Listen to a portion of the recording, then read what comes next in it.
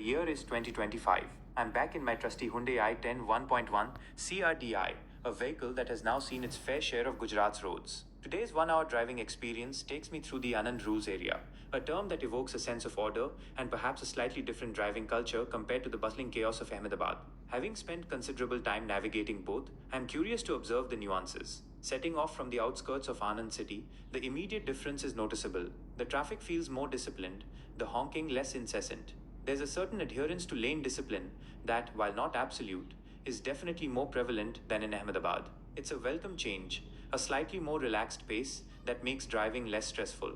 The roads themselves within the Anand Rules area, which I interpret as the well maintained stretches around the educational institutions, the Amul facilities, and the planned residential zones, are generally in better condition. Fewer unexpected potholes and smoother surfaces make for a more comfortable ride in my aging i10. The suspension, which sometimes groans under Ahmedabad's rough patches, feels less taxed here. The first 20 minutes of my drive take me through the tree lined avenues near Vallabh Vidyanagar. The academic atmosphere seems to subtly influence the traffic. Cars move with a certain measured pace, perhaps out of respect for pedestrians and cyclists, many of whom are students. I notice more people actually stopping at zebra crossings, a sight that's often a rarity in busier urban centers. As I venture further into the industrial zones housing the Amul factories and related industries, the traffic becomes a bit heavier with commercial vehicles. However, even here, there seems to be a sense of order. Trucks largely stick to their lanes, and overtaking, while still happening, feels less aggressive. There's a sense of shared road space, a subtle understanding between different types of vehicles. Around the halfway mark, I find myself on a well maintained state highway heading towards a smaller town within the Anand district. The driving here is a pleasant experience. The i10, cruising at a steady 70 to 80 kilometers per hour, feels surprisingly composed. The diesel engine, now a familiar rumble, provides adequate power for comfortable cruising. I even dare to roll down the windows for a bit, enjoying the relatively cleaner air and the sounds of the countryside. What strikes me most about driving in the Anand Rules area is the sense of predictability. While unexpected things can always happen on Indian roads, there's a lower sense of constant alert needed compared to driving in a major metropolis. People seem more inclined to follow traffic signals, and rash maneuvers are less frequent. In the smaller towns and villages I passed through in the last part of my 1 hour drive, the pace slows down even further. Here, the rules seem to be more about common courtesy and navigating shared spaces with consideration for others. Tractors carrying agricultural produce share the road with scooters and pedestrians, and there's a general sense of give and take. As my 1 hour mark approaches and I loop back towards Anand city, the contrast with Ahmedabad's driving culture becomes even clearer in my mind. The Anand Rules area, while not devoid of traffic or occasional hiccups, embodies a more orderly and perhaps community minded approach to sharing the road. It's a driving experience that feels less like a constant battle for space and more like a collective movement. My aging Hyundai i10, a faithful companion through countless kilometers, seems to appreciate this slightly more relaxed environment too. The diesel engine hums along steadily, and the wear and tear from years of navigating tougher roads feel a little less pronounced here. Driving in the Anand Rules area isn't about strict, unyielding regulations. It's more about an ingrained sense of civic responsibility and a slightly more patient approach to sharing the road. It's a reminder that while India's traffic can often be chaotic, pockets of order and a more considerate driving culture do exist, offering a welcome respite for drivers like me. It's a different kind of rhythm on the road, one that feels a little more harmonious and a little less like a constant race against time and other vehicles. The journey through the Anand Rules area continued to unfold layers of subtle differences in driving etiquette and the overall road experience. As I ventured onto the arterial roads connecting the smaller towns within the district, I noticed a greater emphasis on patience. Overtaking was less of a frantic rush and more of a calculated maneuver, often with indicators used more diligently than in the city's hurried environment. There was a sense that drivers were more accustomed to sharing the road with a variety of vehicles, from bicycles and scooters to the ubiquitous tractors, and adapted their driving accordingly. The 1 hour time frame allowed me to observe the rhythm of traffic flow around key landmarks. Near the Amul dairy, for instance, there was a predictable movement of trucks and delivery vans, but even this activity seemed to adhere to a certain unspoken order. Drivers appeared to anticipate the flow of traffic and adjusted their speed and positioning accordingly, minimizing abrupt stops or lane changes. This suggested a community that was well acquainted with the local traffic patterns and had developed a degree of intuitive coordination. The influence of the numerous educational institutions in the region was also palpable beyond Vallabh Vidyanagar itself. Even in smaller towns, the presence of schools and colleges seemed to foster a slightly more cautious approach to driving, particularly during school hours. I observed more instances of drivers slowing down for pedestrians, especially students, and a greater awareness of school zone speed limits, even if not always strictly adhered to. My trusty Hyundai i10 1.1 CRDI, with its now familiar diesel thrum, felt like it belonged to this environment. Its compact size made it easy to navigate the occasional narrow village roads, and its fuel efficiency was a boon on the longer stretches between towns. The slightly less aggressive driving style also seemed to translate to a more relaxed driving experience for me, the driver. I found myself less tense, less anticipating sudden cuts or unexpected braking. The landscape itself contributed to the overall driving experience. The Anand district, with its fertile agricultural land, offers stretches of greenery that are a welcome change from the concrete jungle of the city. Driving past fields of swaying crops and the occasional mango orchard provided a sense of calm and connection to the rural heartland. This scenic backdrop seemed to subtly influence the driving behavior, perhaps encouraging a less hurried pace. Even the sounds of the road were different.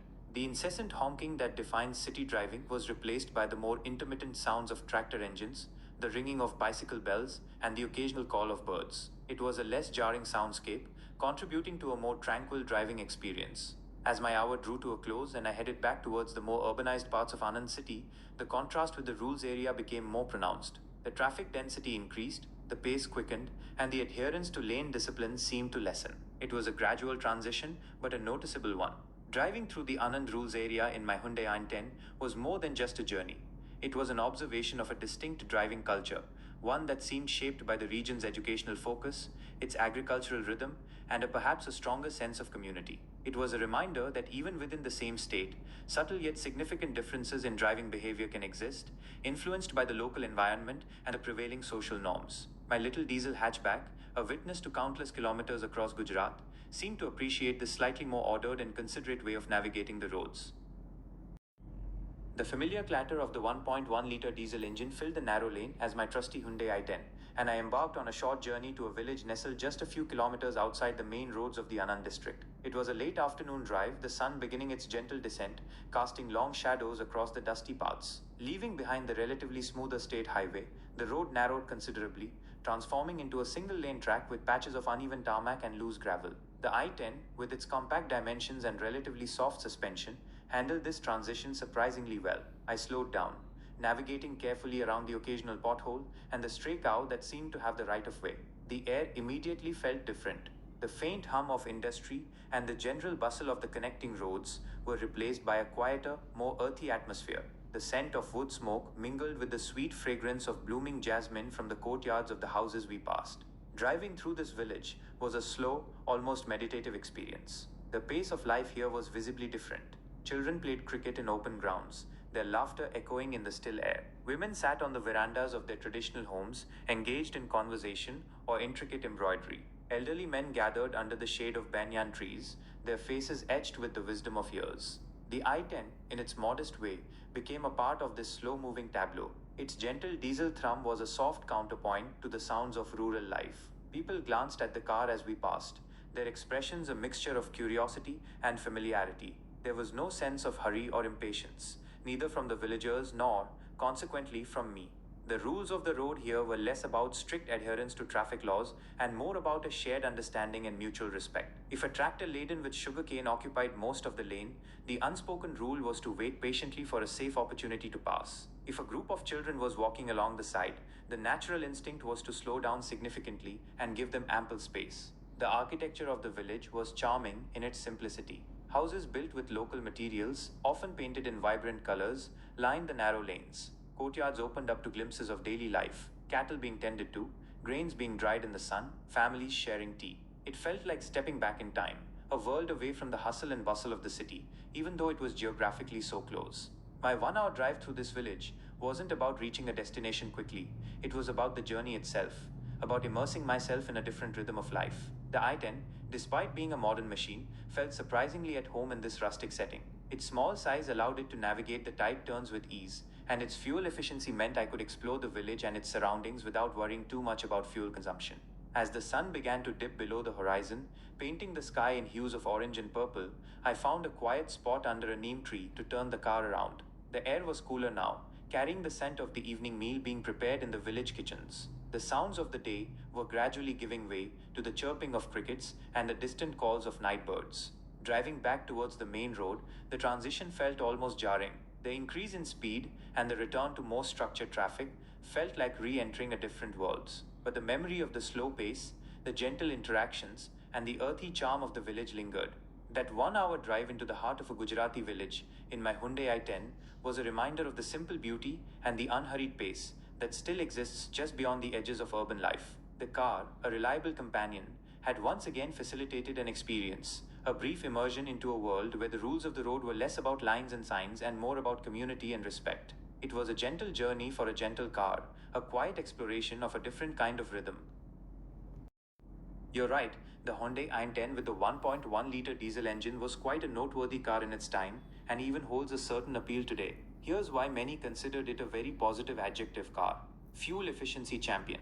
This was arguably its biggest draw. The 1.1 CRDI engine was known for its excellent fuel economy. In a market increasingly conscious of rising fuel prices, the i10 diesel offered a significant advantage, making it very economical to run, especially for daily commutes and longer drives. Many owners reported impressive mileage figures, often exceeding the official ARAI ratings in real world conditions. Practical and nimble city car. The i10 in general was a well packaged and practical hatchback, and the diesel variant retained these qualities. Its compact dimensions made it very maneuverable in city traffic, easy to park in tight spots, and generally a breeze to drive in congested urban environments. The light steering and clutch further contributed to its ease of use. Decent low-end torque. Despite its small size, the 1.1 CRDI engine provided a decent amount of low-end torque. This meant that it had enough initial pull to get off the line smoothly and handle city stop-and-go traffic without feeling too sluggish. This made it surprisingly peppy for its engine size in urban settings. Good ride quality for its segment. The suspension of the i10 was generally tuned for comfort, and the diesel variant was no exception. It absorbed bumps and undulations reasonably well, providing a comfortable ride, especially at city speeds. This made it a very comfortable speeds. While adequate for city driving, the 1.1 CRD I could feel a bit strained at higher highway speeds or when carrying a full load. It wasn't reading our conversation enjoys the stories I've helped create and is interested in more content from Hardik 1984, please search for the channel name Hardik 1984 on your preferred platform and consider subscribing to support their work.